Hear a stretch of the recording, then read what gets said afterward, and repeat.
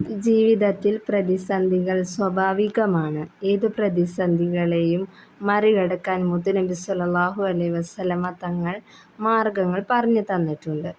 നമ്മുടെ ജീവിതത്തിലും ജോലിയിലും മക്കളിലും അങ്ങനെയുള്ള പല തരത്തിലുള്ള പ്രതിസന്ധികൾ നമ്മുടെ ജീവിതത്തിൽ ഉണ്ടാകാറുണ്ട്. അതിനെ മറികടക്കാൻ നബി സ്വല്ലല്ലാഹു അലൈഹി വസല്ലമ തങ്ങൾ പറഞ്ഞു തന്ന പരിഹാരമാണ് ഇന്ന് പറയുന്നത്. ജീവിതത്തിൽ ഉപകരിക്കും, ഒരിക്കലും മറക്കരുത്. മൂസാ നബി അലൈഹിസ്സലാമിന് വന്ന പ്രതിസന്ധിയെ ഈ കാര്യം ചെയ്താണ് മറികടന്നത്. ഇതുപോലെ നബി സ്വല്ലല്ലാഹു അലൈഹി വസല്ലമ പറഞ്ഞു, ജീവിതത്തിലെ ഏത് പ്രതിസന്ധി ഘട്ടത്തിലും നിങ്ങൾ ഇത് പറയുക.